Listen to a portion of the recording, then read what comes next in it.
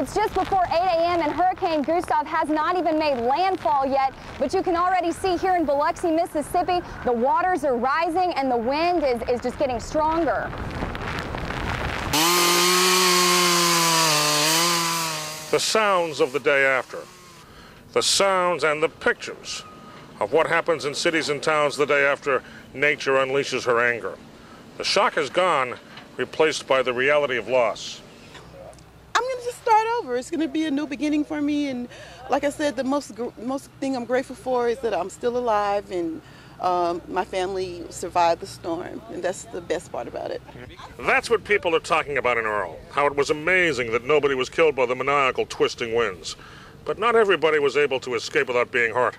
Michelle Washington's grandparents were inside their home when the tornado hit. She is in critical condition at the Med in Memphis. She was actually, they found her somewhere around here, I heard. My grandfather was in the back room, and the roof was torn off. While Michelle tried to find anything of value that might have made it, her uncle, Charlie Young, did what he thought was best. Yeah, it was bad. In a dark store with the sound of a small generator purring away, one man worried about his mother and tried to provide a small slice of normal life in Earl. Everybody knocking on the door, everybody was hungry, and there was no food in town, so I had to open up to let everybody have food to eat. So. You've been busy? Yeah, I've been really busy, keeping me busy. Get my mind off of everything.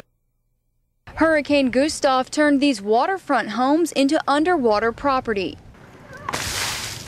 One day later, the floods are gone, but Lance Ryan's miraculous escape from his FEMA trailer at the Jordan River Estates is still fresh on his mind. The time you got in there, it was like at the bottom with the steps, and then all of a sudden it was up by the doorknob in no time. I mean, it was quick. Ryan and his neighbors didn't expect the Jordan River to flood, but high waters tossed boats and cars throughout the neighborhood with ease, but left the smallest mementos like this quarter untouched. I don't know how it stayed, but evidently that must be my lucky quarter there. But Ryan's not sure if rebuilding in this low-lying area is worth the gamble. He says 2 major hurricanes in 3 years is a dangerous risk. Everything I have in there, it's gone. You know, what was left from Katrina didn't take. Now this one took, so that's all you can do is start over.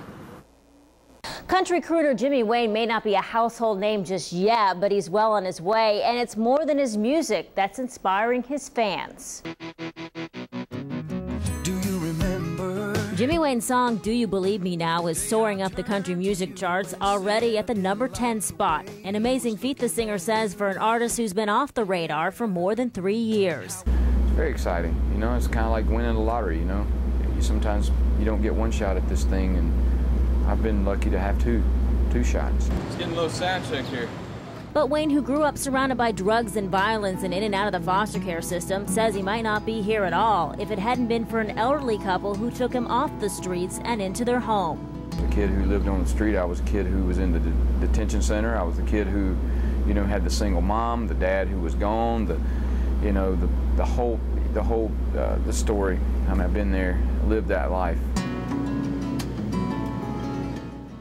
Wayne has spent most of his career writing songs about his very personal struggles, and along the way touching many with his story of survival. I use it to my advantage and to help people, to help give back. I mean, it's like I'm fine. I don't have to worry about, you know, where I'm going to find my next meal or anything. So using my story to help other people, to me, that's really what it's about. The country music star has made it his musical mission to help disadvantaged youth. So do you believe me now? But says you don't have to be famous to change the life of a child, and says he's proof just one person can make a difference. You can't tell a kid, hey, hold on, be strong, and they're going to be like, well, what am I supposed to hold on to? How am I supposed to be strong? It's the adults who are responsible. You know, it's the adults that I would speak to and say, look, please get involved. Help out a kid, just one. Wayne has included more songs about his personal experiences on his latest CD. It hit stores on August 26. Stuffed animals hang on the entrance of Food Town in the Beltline area of Memphis. This is just one of 2 convenience stores where a clerk was shot and killed Saturday. He never said nothing bad to nobody. One of the best kids out there. Police say the Food Town victim is 19-year-old Mohammed Al-Hani. Today, surveillance footage from outside and inside the store was released. Police believe this man, wearing a blue plaid jacket and black hat, was attempting to rob the store. Al-Hadi, who was in the back, heard the commotion and came to the front to help. Police say he chased the suspect out of the store. That's when he was murdered. I feel for the family right now. I feel for the family. In this small Beltline community, many are outraged. People say Mohammed and the others who work at Food Town are always very friendly. The homicide comes at a time when the neighborhood association was seeing a decline in crime. Everything has died down now, and people are trying to come together, and this right here, to me, was senseless. Hours later and a mile away, another senseless murder of a store clerk. This one at the Uptown Market on Park. Workers here say it was a similar situation to Food Town. A man came into the store demanding money. Even though one of the clerks gave up the money, the robber still shot a 47-year-old employee. A brutal killing that has clerks in the area working in fear. Does it make you scared, to... Everybody gets scared because it's getting dangerous day after day. More people are getting killed.